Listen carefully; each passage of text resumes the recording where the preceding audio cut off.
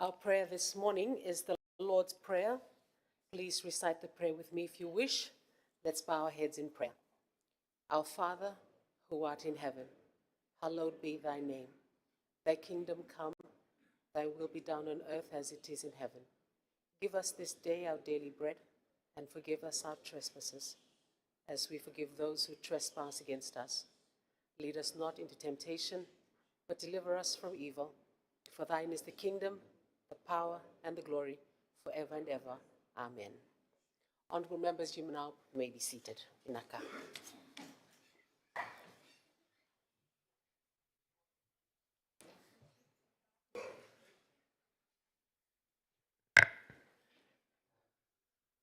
Secretary General. Confirmation of minutes. I call upon the Leader of Government in Parliament, the Honorable Bro Felipe Tuisawao, to move his motion.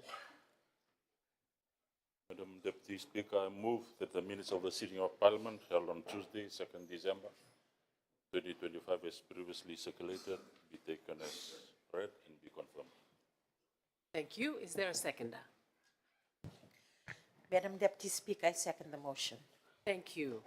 Parliament will now vote on the motion. The question is that the minutes of the sitting of Parliament held on Tuesday, the 2nd of December 2025, as previously circulated, be taken as read and be confirmed. Does any member oppose the motion? Thank you. As no member opposes, the motion is agreed to unanimously. Secretary General. Communications from the Chair. I welcome all honourable members to today's sitting. I also welcome those who are joining us through the live broadcast, whether you're tuned in via television or streaming online. Thank you for staying connected and also engaged in our parliamentary proceedings. Thank you. We'll now proceed to the next item on the order paper. Secretary General. Presentation of reports of committees. Honourable members, there will be 4 committee reports for tabling this morning. I now call on the Deputy Chairperson of the Standing Committee on Foreign Affairs and Defence, the Honourable Rinesh Sharma, to table his committee's report. Okay, we don't have Honourable Rinesh Sharma here. That's fine. We will go to the next report and we will come back to that when Honourable Sharma comes in.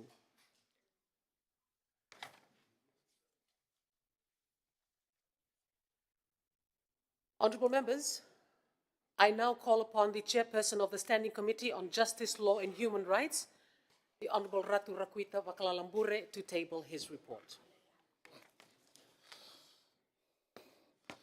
Thank you, Madam Deputy Speaker.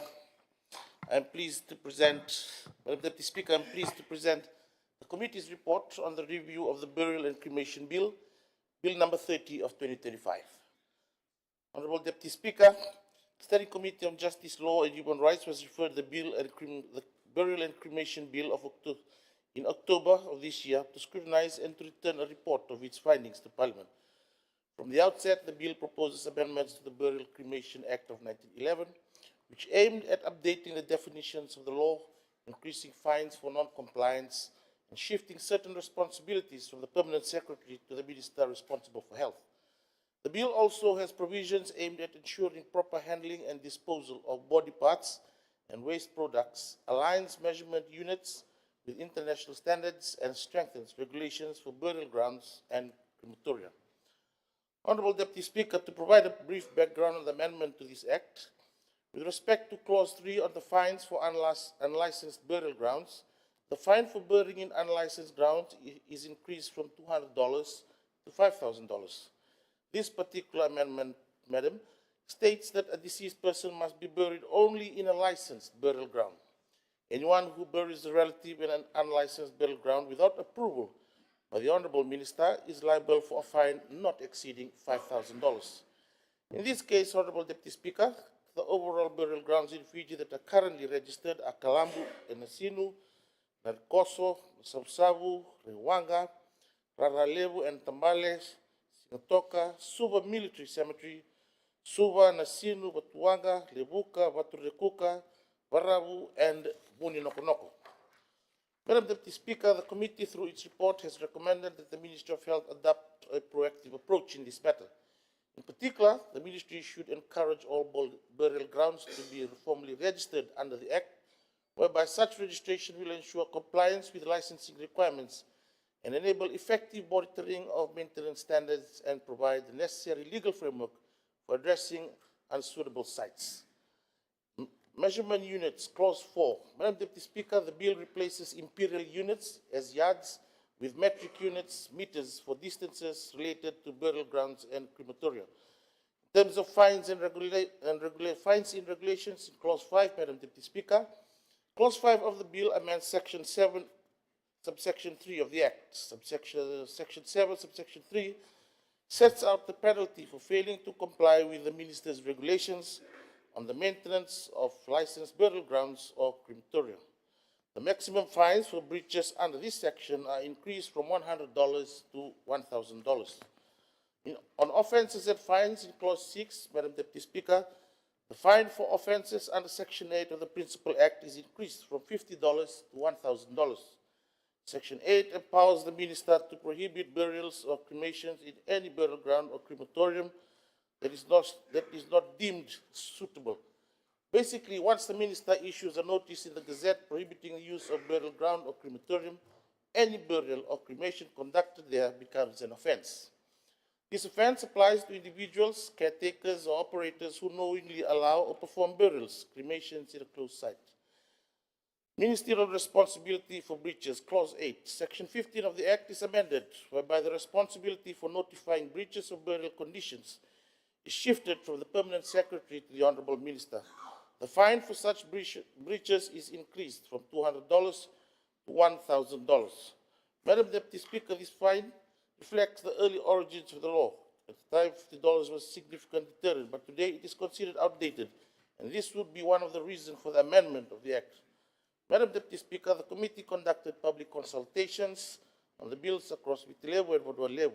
A common issue raised during these consultations were in relation to acts of vandalism in burial grounds. The committee observed that considering the overcrowding of prisons and the inability of many offenders to pay the fines prescribed under the Act, alternative sentencing measures should be considered.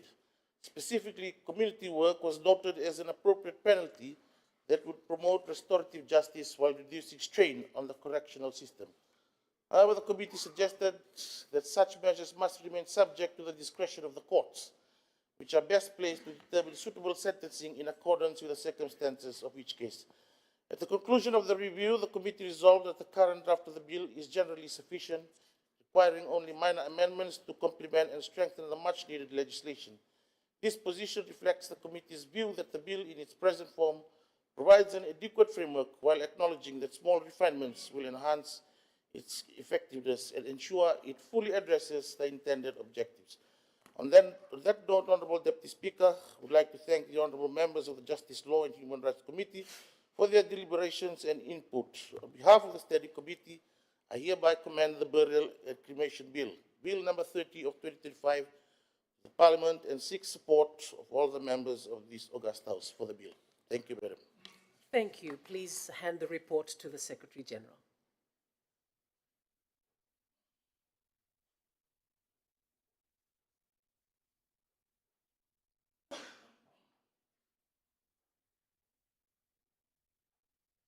Thank you. Honourable members, pursuant to the resolution of Parliament on Thursday, the 2nd of October 2025, the Standing Committee has now tabled its report, and the bill will be debated and voted upon by Parliament on Thursday, the 4th of December 2025, tomorrow. Honourable members, I now call on the Chairperson of the Standing Committee on Justice, Law and Human Rights, the Honourable Ratu Rakuita Bakalalambure, to table his second report. Thank you. Thank you, Madam Deputy Speaker. Madam Deputy Speaker, on behalf of the Standing Committee on Justice, Law and Human Rights, I am pleased to present the Standing Committee on Justice, Law and Human Rights Review Report on the Quarantine Bill, Bill number 31 of 2025. Madam Deputy Speaker, the Standing Committee on Justice, Law and Human Rights was referred the Quarantine Bill in October of this year to scrutinize and to return a report of its findings to Parliament. From the outset, Madam Deputy Speaker, the Quarantine Act of 1964 establishes the legal framework for preventing the introduction of and spread of infectious diseases in Fiji through ships, aircraft, people, and goods.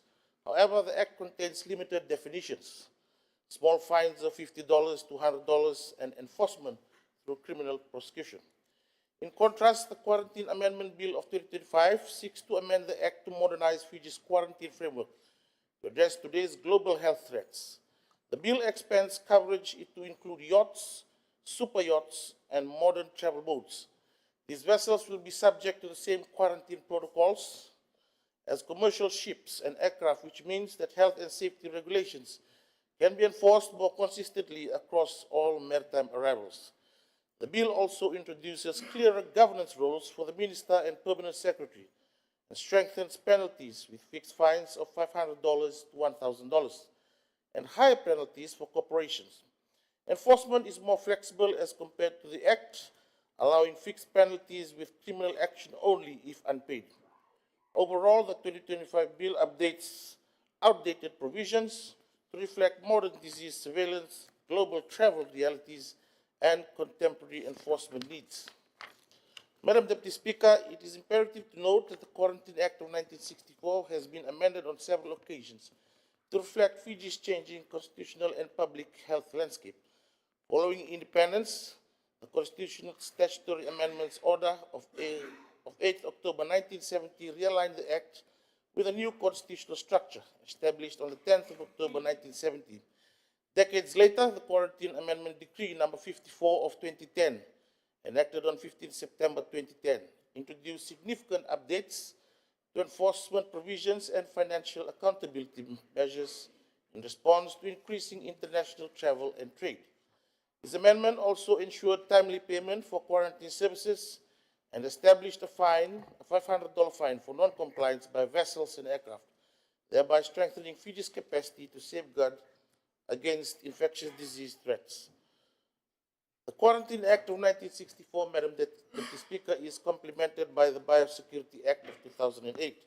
While the Quarantine Act focuses on public health quarantine, the Biosecurity Act covers agricultural and environmental biosecurity, including pets, invasive species, and trade-related risks.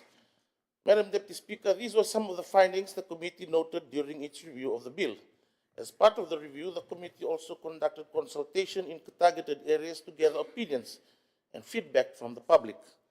The committee received support on the introduction of the bill from the majority of the public that had participated in the public consultation. However, like most activities that impact the lives of the people, there were suggestions that are based on the premise of making improvements to the bill.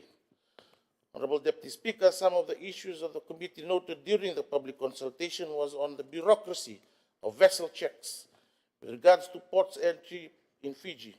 From the yachting industry's perspective, health requirements were described as overly bureaucratic. It is highlighted that in some countries, such as New Zealand, health and biosecurity functions are combined with a single officer trained to manage health, biosecurity, immigration, and customs responsibility. This approach introduces manpower and streamlines processes. It was then suggested to the committee that Fiji consider adopting a similar system, emphasizing that it is achievable and would enhance efficiency while presenting the country more positively to high-value visitors. On the same token, Madam Deputy Speaker, the committee observed that only ports of entry currently recognized in Fiji are Suva, Lautoka, and Levuka. We further noted that the bill and its accompanying regulations do not presently designate Port Denarau and Sausavu as clearance ports. In light of their growing importance to tourism and trade, it has been proposed that both Sausavu and Denarau be formally included as designated ports of entry upon the passage of this Act, which would ensure consistency and alignment with Fiji's economic development objectives. At the conclusion of the review, the committee resolved that the current draft of the bill is generally sufficient, Madam Deputy Speaker, requiring only minor amendments to complement and strengthen the much-needed legislation. This position reflects the committee's view that the bill in its present form provides an adequate framework, while acknowledging that small refinements will enhance its effectiveness. On that note, Madam Deputy Speaker, I wish to extend my sincere gratitude to the honourable members of the Justice, Law and Human Rights Committee for their diligent deliberations and invaluable input. On behalf of the committee, Madam Deputy Speaker, I commend the Quarantine Bill, Bill number 31 of 2025, to the Parliament and seek support of all the members of this august House for the bill. Thank you, Madam. Thank you, Honourable Member. Thank you. Please hand the report to the Secretary General.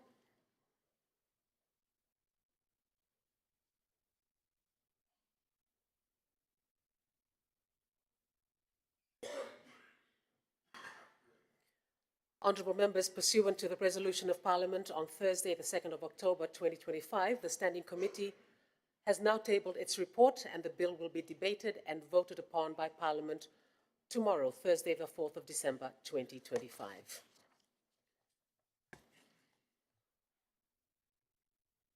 Honourable members, we will now go back to the first two reports which should have been first on the order paper this morning. And I will now call upon the Deputy Chair of the Standing Committee of Foreign Affairs and Defence, the Honourable Rinesh Sharma, to table his report. Madam Deputy Speaker, on behalf of the Standing Committee on Foreign Affairs and Defence, I am pleased to present the Standing Committee on Foreign Affairs and Defence Review Report on the 2020, 2021, 2021, 2022, and 2022 and 2023 Fiji Independent Commission Against Corruption Annual Report. The Speaker of Parliament on 18 July 2025 referred the reports to the committee for review. As part of this process, the Commission appeared before the committee on 14 October 2025, with the session broadcast live on Parliament's Facebook page and the YLSC Parliament channel. In addition, the committee conducted a site visit to FICAC's headquarters in Suva on 15 October 2025 to gain further insight into the operations and facilities. The committee noted that the 3 operating years reflected a period of significant operational challenges and transformation for the Commission. Despite the disruptions caused by COVID-19 pandemic, the Commission continued to uphold its constitutional mandate of investigating and prosecuting corrupted-related offences and promoting good governance across all sectors of society. The committee identified key operational challenges that required urgent attention, such as outdated infrastructure, limited staffing, and the need to modernize evidence management and digital systems. As Fiji continues to uphold the principles of integrity, transparency, and accountability, it is imperative that national anti-corruption institutions are equipped to meet evolving challenges in governance and public trust. The committee notes that despite the challenges faced during the period under review and the issues highlighted during the visit, the Commission has developed and published a strategic plan 2025-2023 which should improve the Commission's deliverables. I extend my appreciation to the FICAC management and the staff for their cooperation during the committee's review and to the members of the committee for their diligence in compiling this bipartisan report. Thank you. Please hand the report to the Secretary General.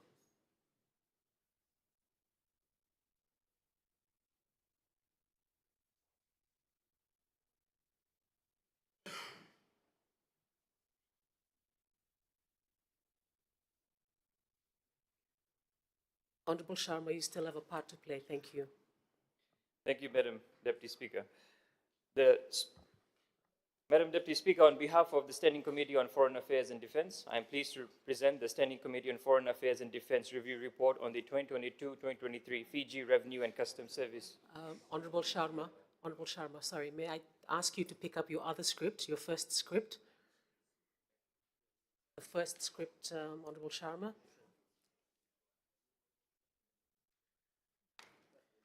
My apologies, Madam Deputy Speaker. Thank you. Pursuant to Standing Orders 121, Clause 5, I hereby move a motion without notice that a debate on the content of the report is initiated at a future sitting. Thank you. Is there a seconder? Madam Deputy Speaker, I second the motion. Thank you. Parliament will now vote, and the question is that a debate on the content of the report is initiated at a future sitting. Does any member oppose? Thank you very much. As no member opposes, the motion is agreed to unanimously. Honourable members, I now call upon the Deputy Chairperson of the Standing Committee on Foreign Affairs and Defence, Honourable Rinesh Sharma, to table his second report. Thank you, Madam Deputy Speaker. On behalf of the Standing Committee on Foreign Affairs and Defence, I am pleased to present the Standing Committee on Foreign Affairs and Defence Review Report on the 2022-2023 Fiji Revenue and Customs Service Annual Report. The Speaker of Parliament on 4th August 2025 referred the report to the committee for review.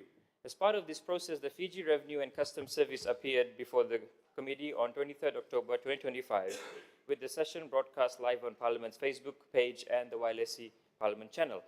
The committee acknowledges that the reporting year marked a period of renewed economic confidence for Fiji, with FRCS collecting 2.28 billion in net revenue, surpassing projections and contributing significantly to the country's post-pandemic recovery.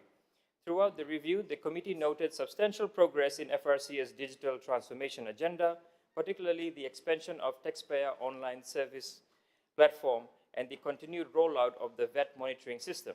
These reforms are essential to improving efficiency, transparency, and voluntary compliance, while reducing the administrative burden on taxpayers and businesses. The committee also recognizes the critical role FRCS plays in safeguarding Fiji's borders. In this regard, the committee welcomes the developments towards establishing dedicated container examination facilities in Suva and Lautoka, the expansion of the K9 unit, improved maritime surveillance, and stronger interagency cooperation. However, the committee remains concerned about the persistent risks posed by the transnational crime and the need for accelerated improvements in intelligence, technology, and integrity systems, strengthening cybersecurity, modernizing airport screening technologies, and enhancing real-time staff monitoring remains urgent priorities.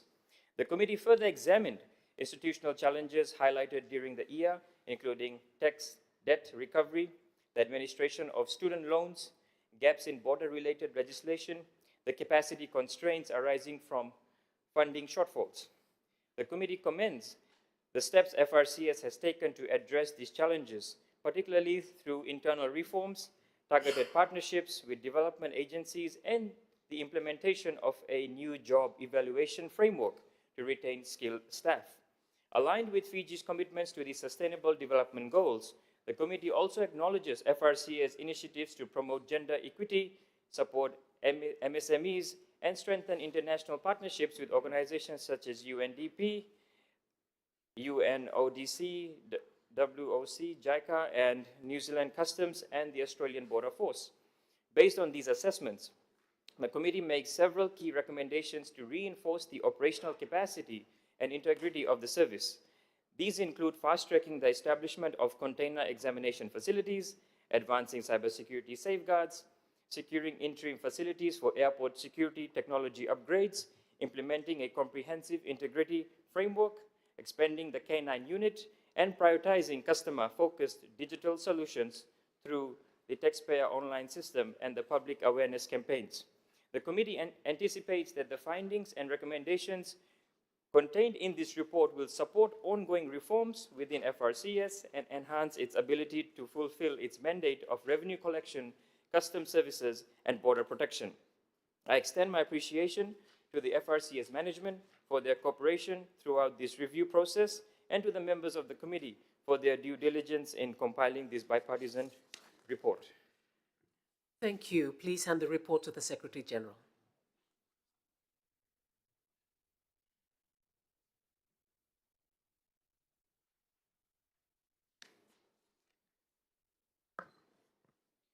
Madam Deputy Speaker, pursuant to Standing Order 121, Clause 5, I hereby move a motion without notice that a debate on the content of the report is initiated at a future sitting. Thank you. Is there a seconder? Madam Deputy Speaker, I second the motion. Thank you, sir. The Parliament will now vote, and the question is that a debate on the content of the report is initiated at a future sitting. Does any member oppose?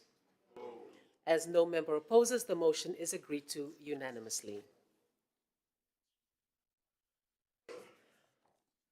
Secretary General. Ministerial statements. Honourable members, the following ministers have given notice to make ministerial statements under Standing Order 40. The Minister for Health and Medical Services, the Minister for Environment and Climate Change, Minister for Finance, Commerce and Business Development, Minister for Fisheries and Forestry, Minister for Justice and Acting Attorney General, Minister for Agriculture, and the Minister for Defence and Veteran Affairs. Each minister may speak to up to 20 minutes. After the minister speaks, I will then invite the Leader of the Opposition or his designate to speak on the statement for no more than 5 minutes. There will be no other debate after that. I now call upon the Minister for Health and Medical Services, the Honourable Ratu Antonio Lalambalavu, to deliver his statement. You have the floor, sir. Thank you, Madam Deputy Speaker. Madam Deputy Speaker, honourable members of this August House, distinguished guests in the public gallery, members of the public virtually viewing this parliamentary session, Bulvinaka, and good morning to all of you. Honorable Madam Deputy Speaker, over 2 months ago, 10th September to be specific, Fiji joined the global community in the commemoration of World Suicide Prevention Day, where we remembered the many lives lost to suicide, supported survivors and attempted suicide, and united with commitment to change the narrative around mental health and suicide. The theme of the WSPD is changing the narrative on suicide, which is part of the triennial theme set by the International Association of Suicide Prevention for 2024 to 2026. And the campaign's core message calls on individuals, communities, and governments to shift from a culture of silence and stigma to one of openness, empathy, and support. And the accompanying call to action is to start the conversation. Honorable Madam Deputy Speaker, the event was a reminder that every life matters, and suicide can be prevented with collective action, as it is a criminal public health issue in Fiji, as it is a critical public health issue in Fiji. In Fiji, suicide rates have been growing concern, especially amongst our youth and vulnerable populations with risk factors, including mental health conditions such as depression and anxiety, social determinants like unemployment, family violence, and substance abuse, and limited access to mental health care in rural and remote areas. And suicide leaves deep emotional and social scars on families and communities. Honorable Madam Deputy Speaker, I take this time to acknowledge the work of the National Committee on the Prevention of Suicide for playing a critical role in addressing the rising suicide rates through national strategies, community-based approaches,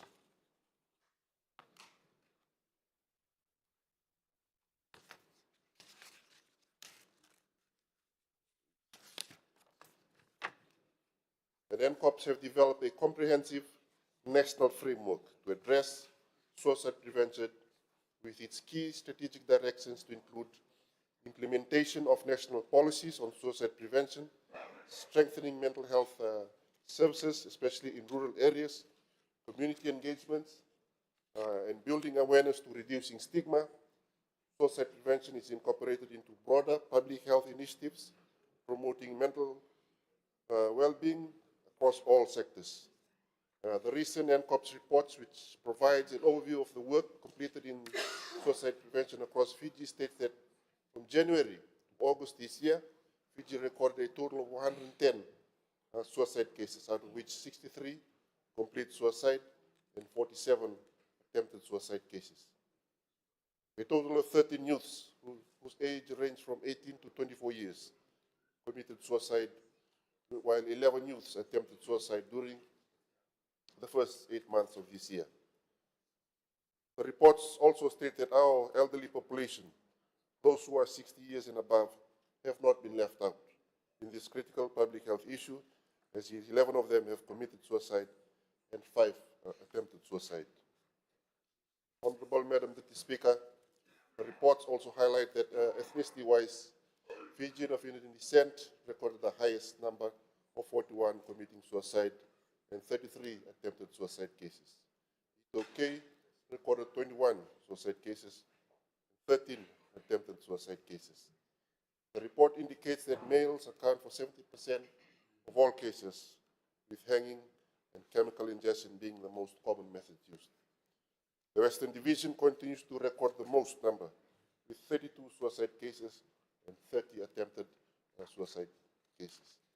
Southern Division shows a drastic decline of cases, with 8 suicide and 2 attempted suicide cases. Madam Deputy Speaker, the NCOPs have come a long way in trying to tackle suicide prevention in the country through a coordinated approach with the Ministry of Health and Medical Services, Ministry of Justice, Ministry of Education, civil society organizations, and faith-based organizations. And the Ministry of Health and Medical Services played a key role in this coordinated approach through awareness campaigns, hotline promotion, plan website, technical expertise, upgrades, and mental health resources. And the Ministry of Education, in having direct access to our youths and our young population, have been conducting school dialogues, planned essay art and work competition, and youth marches. The Ministry of Justice plays a role of legal authority in terms of public advocacy, legal reforms, justice-informed policy prevention and support through courts and integration correction. Madam Deputy Speaker, World Suicide Prevention Day theme about changing the narrative on suicide means that we need to transform how we perceive this complex issue and shifting from a culture of silence and stigma to one of openness, understanding, and support. And the call of action to start the conversation encourages everyone to start the conversation on suicide and suicide prevention. Every conversation, no matter how small, contributes to a supportive and understanding society. By initiating these vital conversations, we can break down barriers, raise awareness, and create better cultures of support. And in our churches, our mosques, our temples, our sporting fields, conversation, let us start these conversations. As a nation, we must unite in acknowledging that suicide is unexplainable for individuals who have chosen death over life, despite the fact that we know it is God's will for us to live. For those survivors who have survived the aftermath of suicide, I'm certain that talking about what happened can be very painful. But please know, government has systems in place to support you and see you through these dark days. Reach out. We are here for you. I thank you for the opportunity, Madam Deputy Speaker. Thank you for your ministerial statement, Honourable Dr. Ratu Antonio Lalambalavu. I now call upon the Leader of Opposition or his designate for their reply. Thank you, Madam Deputy Speaker. I thank the Minister for the statement, and I would like to say that we must be honest that this isn't just a health topic, it's a national tragedy. Fiji has one of the world's highest suicide rates. We are losing our young people, especially those aged 18 to 24. While National Committee on the Prevention of Suicide is doing good work, the numbers tell us one thing, and that is the current strategies are not working. We need real talk and real change. Madam Deputy Speaker, the Minister for Health handles the human cost, but we must answer the questions of what is the economic cause. We have heard about lowering inflation, but let me be clear. A small decrease in inflation is still inflation. The cost of living remains extremely high. This constant struggle for money is what is destroying hope and driving our citizens, especially the youth, to despair and suicide. The government's economic policy has a direct human cost. We are missing the mark on who is suffering most. The statistics show that 76% of completed suicides are men. Why isn't there a major national campaign dedicated to helping men, helping Fijian men talk about their struggles? We are failing them. Secondly, the Western Division is the hardest hit, with the highest number of cases. This proves that our mental health services are too concentrated in cities. People in rural areas feel isolated and cannot access help. We need mobile mental health teams like doctors and nurses on wheels, dedicated to reaching every village and settlement in the Western Division. We must take the help to the people who need it most.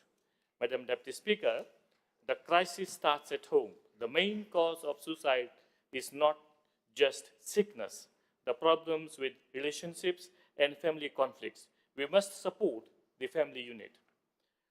Look at our schools. Academic pressure from parents and the system is crushing our children.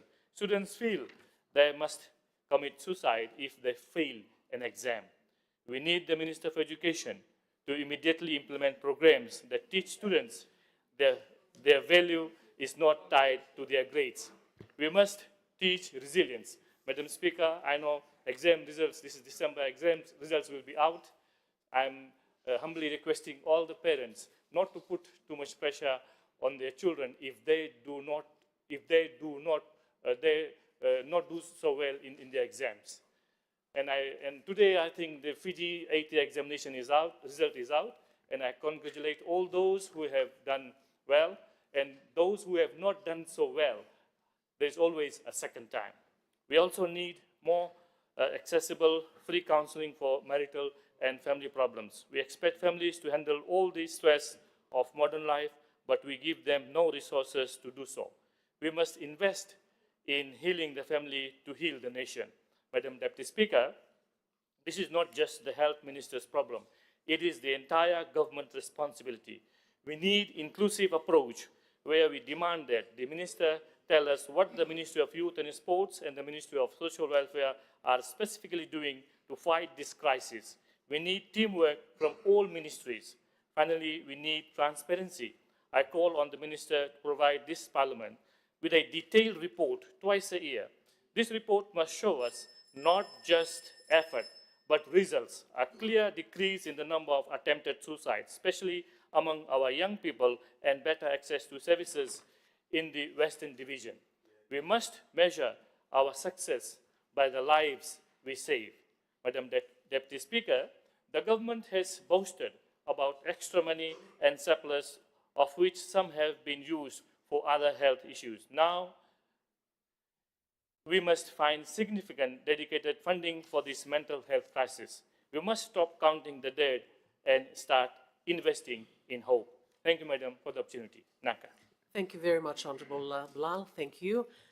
I now call on the Minister for Environment and Climate Change, the Honorable Moses Imbulitabo, to deliver his ministerial statement. Thank you, sir. Thank you, Honorable Madam Speaker. Honorable Prime Minister, the Honorable Ministers, Honorable Leader of the Opposition, Honorable Members. Before I go into my ministerial statement, I would like to congratulate the Reserve Bank of Fiji and also His Excellency yesterday for launching the polymer notes, which is also environmentally friendly. I rise before this August House to report the outcomes of the 30th Conference of Parties to the United Nations Framework Convention on Climate Change, UNFCCC. This year's meeting of the COP was held in Belém, in Brazil, in the heart of the Amazon. Despite the logistical challenges associated with the location, Fiji managed to put together a strong technical team that upheld and protected our position and priorities within the critical multilateral process. Madam Deputy Speaker, this year's parties were resolved to submit revised nationally determined contribution for the 2025 to 2035 period. In light of the current emissions trends and with average global warming now close to 1.5 degree limit, this round of NDCs is the most important for maintaining the potential to avoid the overshoot of temperatures. Furthermore, considering the recent advisory opinion handed down by the ICJ, COP30 was seen as an important watershed moment for reorientating global cooperation to address climate change around a clear understanding of state responsibility and shared obligations. Madam Deputy Speaker, Fiji successfully submitted the third NDC to the UNFCCC ahead of COP30. Despite our limited capacity and circumstances, we met our obligation and presented a holistic NDC that reflects our need and context. Unfortunately, to date, only 100 parties have submitted revised NDCs, endangering the 1.5 degree temperature guardrail. With this knowledge, small island development states arrived in Belém with clear demands. We demanded an agenda item to discuss a global NDC response plan in line with major shortfall in national commitments. However, we were not the only group to arrive in Belém with frustration and expectation. Other groups demanded agenda items related to finance, unilateral trade measures, and other issues that continue to compromise and challenges national action and ambition. Overall, despite the high ambition of the Brazilian presidency, the COP proceedings were heavily influenced by tense and fractured state of current geopolitics. Madam Deputy Speaker, we face many operational challenges in Belém, not only including accommodations, protests, extreme weather, flooding at the venue, and even fire that resulted in a day of lost negotiations. However, despite these challenges and geopolitical realities, we emerge with outcomes that represent the progress we can be proud of. Madam Deputy Speaker, aside from the specific agenda items being negotiated at the COP, the Brazilian presidency pushed to land a negotiated cover decision to be part of the overall package. This package aimed to consolidate the various agenda proposals previously mentioned and was informed by many days of high-level discussion between the heads of delegations and chief negotiators across various negotiating groups. Madam Deputy Speaker, the Motirao is a word in Portuguese which translates to joint effort. In the effort to agree with the Motirao decision text, negotiations continued until the last official day of COP30 and into an additional day. The world remained deeply divided, with our 80 parties pushing against references in the text, transitioning away from fossil fuel. Despite this language being agreed at the COP28, at one stage it seemed to be possible that COP30 would conclude without any agreed outcome at all. Madam Deputy Speaker, it is no exaggeration to say that Fiji's delegation played a highly influential role at COP30. This is not just my perspective as head of delegation. This is supported by negotiation records in international media, including the Earth Negotiation Bulletin. I particularly wish to recognize the Permanent Secretary, Dr. Sivan Ramakel, who was appointed by the IOC's chair team as one of the three negotiators mandated to engage directly with the COP presidency on behalf of the 39 island developing states. Dr. Michael remained in the presidency negotiations for more than 20 hours straight and then continued through the night as the COP ran into 27 hours overtime. They defended the IOC's position during the most contentious phase of the Motirao negotiations.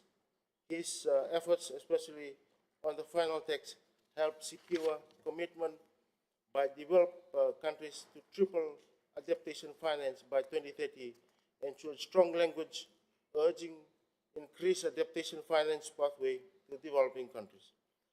While explicit references to fossil fuel was not agreeable to many parties, the final decision reflects IOC's push to address the NDC ambition gap to protect the 1.5 degrees temperature limit, including through the launch of the Global Implementation Accelerator and the Belém mission for 1.5 degrees Celsius.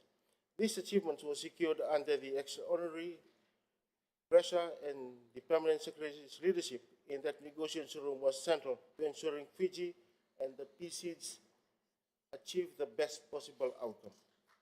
Madam Deputy Speaker, another key result for Fiji was under the agenda item of just transition, which focuses on ensuring that mitigation and adaptation transition protect human rights and reduce harm. Fiji leads and coordinates just transition negotiation for the IOCs as well as PCs. I congratulate the negotiators for securing the first decision on this agenda item since the Just Transition Work Program was adopted in Dubai on COP28. The decision includes key IOC's asks, including a dedicated reference to 1.5 degrees Celsius temperature goal, recognition of special circumstances for seeds, and the LDCs, and linking just transition to loss and damage outcomes. Furthermore, the decision mandates the development of a mechanism to operationalize the work program, shifting it from dialogue to implementation, which is something we have been pushing for since Fiji's COP presidency. Madam Deputy Speaker, on loss and damage negotiation, Fiji served as a coordinator for Pacific Small Island Developing States. At COP30, after over 2 years of failed negotiations, parties finally took a decision finalizing the third review of the Warsaw International Mechanism for Loss and Damage. While the previous review delivered the San Diego network to strengthen national capacity, this third review has now secured a mandate to produce a regular global report on loss and damage, which further embeds loss and damage as a central policy pillar under the UNFCCC. Madam Deputy Speaker, Fiji also co-chaired negotiations tasked with developing guidance of the new fund for responding to loss and damage, which delivered the first decision agreed during COP30 process. This hard-won decision links the fund to the new collective climate finance goal agreed in COP29, ensuring that this fund will further resourced by developed countries. Madam Deputy Speaker, on the first day of the COP30, the fund successfully launched its first call for funding request, with proposals ranging from US $5 million and USD $20 million. Again, this decision was significantly influenced by Fiji, as we are one of the two IOSIS representatives of the Loss and Damage Board, where decisions were made at the last board meeting on the co-design of this funding call. Madam Deputy Speaker, IOSIS champion for oceans, Fiji, as IOSIS champion for oceans, Fiji advocated strongly for integrating oceans issue into climate policy. The Mutiara decision explicitly recognizes the interlinked global crisis for climate change, biodiversity loss, and the ocean degradation. This grounding advances the ocean climate agenda and strengthens call for greater investment in ocean resilience. Madam Deputy Speaker, time is not on our side to reflect on every outcome we achieved. However, in addition to those already mentioned, we secured an outcome on technology and capacity building, global goal and on adaptation, and gender action plan, to name a few. A full report on the outcomes will be published in January 2026, and as we have promised before we left, it will be made public and available following Cabinet endorsement. Madam Deputy Speaker, I would like to turn to one of the persistent challenges we continue to face at every COP negotiations. That is the question, who pays and who is eligible to receive finance? Article 9.1 of the Paris Agreement calls upon developed country parties to provide financial resources to support mitigation and adaptation of developing countries. However, many developing countries feel this commitment is not sufficiently realized. At COP30, we collectively agreed that this must be clarified through work program. Finally, Madam Deputy Speaker, I wish to update Parliament on COP31 hosting arrangement. As widely reported by the media, Australia was not able to secure hosting rights due to the long-standing impasse with Turkey. I commend the Government of Australia, particularly Minister, the Honourable Chris Bowen, for brokering an arrangement that prioritizes cooperation and collaboration and upholds the ethics of multilateralism. While Turkey will host COP31 and take on the COP presidency, Australia will preside over negotiation. Australia and Turkey have jointly agreed that the pre-COP be held by a Pacific Island nation, and we aspire to link the pre-COP with the global pledging event of the Pacific Resilient Facility. Madam Deputy Speaker, in the margins of COP30, Pacific ministers met with Minister Chris Bowen to discuss these new arrangements. During this meeting, Fiji expressed interest to host the pre-COP, and Tuvalu had expressed interest to have a component of the pre-COP hosted there.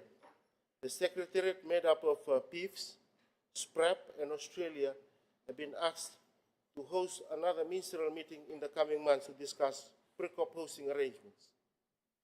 Our PIFs leaders have tasked climate change ministers to work with the Secretariat to finalize pre-COP hosting arrangements, and we must respect the trust placed in us and the process for agreement. Madam Deputy Speaker, the decision of PRECOP to be held in the Pacific and Australia presiding over negotiations ensure the Pacific can influence in shaping of the COP31 at the highest level. While the deal may not be satisfactory to everyone, it is balanced and still provides an opportunity for PCH to highlight the realities of climate change. Madam Deputy Speaker, before I offer my concluding statements, I would like to respond to the remarks by the Honourable Leader of the Opposition, who suggested that key technical personnel were not part of Fiji's delegation to COP30. The facts I have just presented clearly reflects otherwise. Fiji took highly competent, experienced, and strategically selected team. A team that delivered results at the highest level of negotiation process. Even without the IPCC focal point, we had officers who are chosen by the IPCC to be contributing or lead authors to the next cycle of the IPCC reports. These were the caliber of people in our delegation that directly engaged in technical work and negotiations. Furthermore, some officers who did not travel had prioritized staying in Fiji to advance other national responsibility.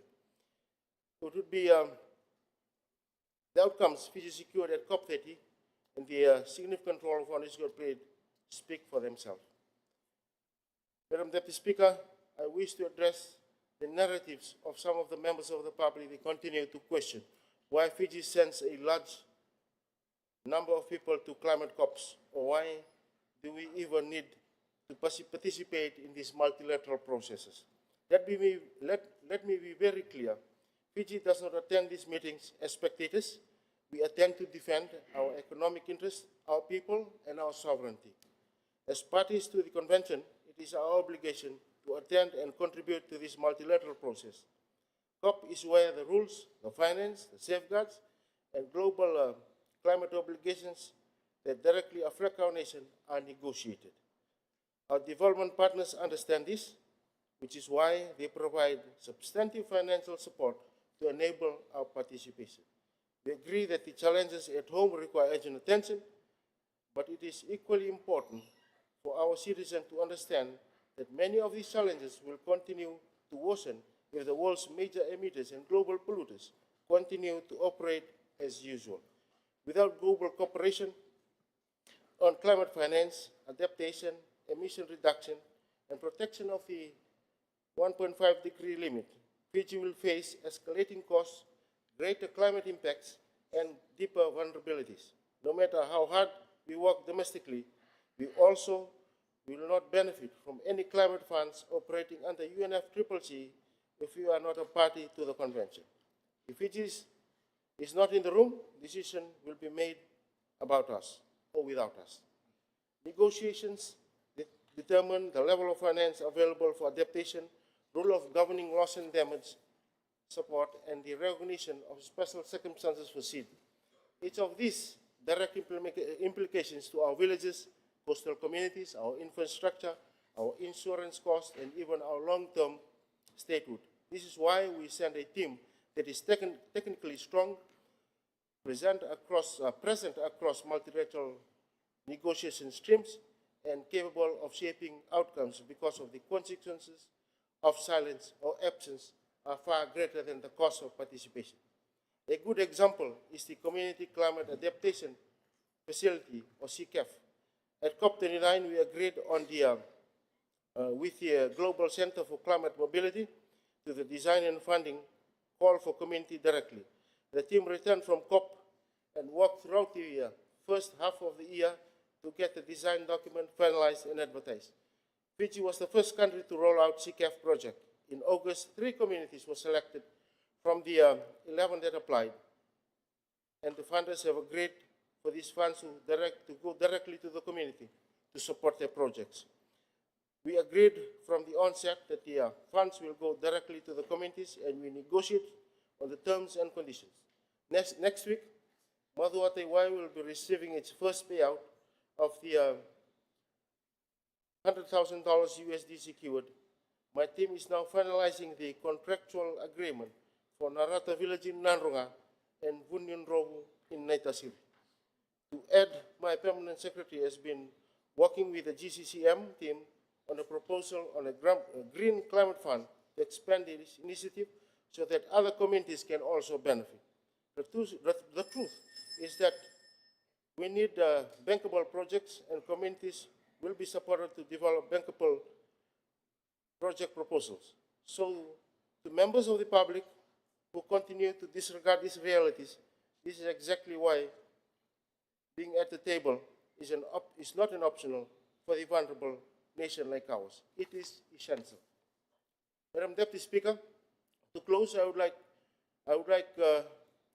would once again like to reiterate that I am very proud to report on the yet another COP in which Fiji's delegation's outstanding commitment and performance influence global outcomes.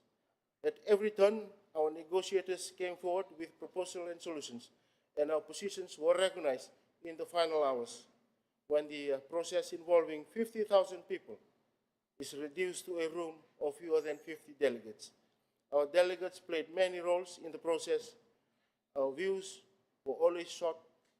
Our voice was often recognized as representative not only of our nation, but our small developing states in general. Madam Deputy Speaker, engaging in events at this level is similar to a military exercise. Our teams deploy to various fronts and engage in multitude of battles. This year, we have emerged with the shared understanding that we fought well, did our best we could, and achieved our outcome that at various stages seemed impossible. While we urgently need and expect more from these negotiations, we continue to move forward with both hope and ambitions. And I thank you, Madam Deputy Speaker.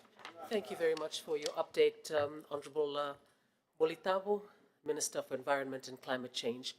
I will allow the Leader of the Opposition or his designate for his reply. Thank you, Honorable Usumandi. Thank you, Madam Deputy Speaker, and I thank the Minister for his ministerial statement. And I, for one, and the issues that he's highlighted on what the Fiji delegation has done. I, for one, am a very strong advocate for the need for Fiji to always send strong, powerful delegations to these meetings. When you have a battle where the solution is not in Fiji, you have to take the battle to where the solution is. And it's very important that we send strong delegations to COP meetings. The important thing, Madam Deputy Speaker, is to make sure that the right people go. The right people that are fit for purpose. People who know what to do. Not people just go there and do nothing. I know there are some people go there, they do nothing, they just walk around. That's very important. This battle has to be fought there. Madam Deputy Speaker, I was there in Paris 10 years ago. And there was so much hope. It was very positive about what happened there. And one of the big things about Paris is the United States of America was firmly behind it. Now they're on the other side. And the other side, and what we have seen out of this COP, that the outcomes, I'm not talking about what we've done in Fiji, but it has been a very weak COP in terms of outcomes. Very weak outcome. As the Minister has said, there has been no direct text on the need to cut down on fossil fuels. No text whatsoever. The ambition gap has not been closed. We know what we need to be able to do. Now it is certain that we will not hit 1.5 degrees C. It is absolutely certain that it will not be done. And what is happening here is large countries in the world have decided that we, the small countries, will sink. That's basically what they've decided. They talk about this triple adaptation, where they're going to triple the amount of funds of adaptation. At the same time, they are ramping up the use of fossil fuels. It's happening in all these countries. It's happening in the United States of America. It's happening in our biggest partners, China. The percentage of renewable energy is shooting up, but also the exploitation of fossil fuels. Same too for our biggest friend, Australia. Very good friend to Fiji. 43% of all the assistance that we get in the Pacific comes from Australia. But they're also shooting up the amount of money they're putting in fossil fuels. So what they're doing, they're putting more out into the atmosphere. They are putting more out into the atmosphere. It's going to get warmer. The sea levels are going to rise. Our coral reefs are already dying. They are already dying.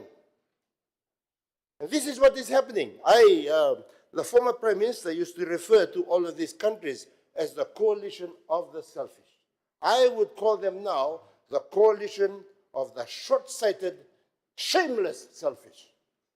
And I call upon the countries of the world. I call upon the countries, we must make sure this is not hogwash. That's hogwash. For somebody to be able to say hogwash when I'm calling upon the countries of the world that are the greatest emitters to do something about that, then he has the Order, capacity honourable members. to call that hogwash. That is absolutely ridiculous. Absolutely ridiculous, Mr. Speaker. Sir. So I'm saying we need to be able, I think, I congratulate the minister. We need to be able to do this. We need to go there. But we call upon these countries in the world. They have completely changed. They are even challenging the science behind all this. And I hear, as I'm reading about the reports, the idea of multilateralism seems to have died. It's gone down the drain. So I think we appreciate what the delegation has done. We appreciate what you do. But I think for us in Fiji, and I hope that listening to what they're going to have the pre-COP next year, and I think, and I congratulate the minister, we need to keep on working as much as possible to shame these countries, to bring them to bear to what they're doing to this planet. We bear the brunt of it, and they need to be able to bear the price of what they do. So, Mr. Speaker, I think in the future, we have to make sure that these short-sighted, shameless, selfish countries must come to their senses. They must be long-sighted. They must focus on the life of this planet and be able to plug the gaps that need to be plugged. So once again, thanks to the minister, and we need to keep up with this fight. Thank you, Madam Deputy Speaker. Thank you, Honourable Usamate. Honourable members, it is 26 minutes to 11, and we'll adjourn for tea. When we come back in half an hour, we will hear from the Minister for Finance, Commerce and Business Development. Thank you, Honourable members.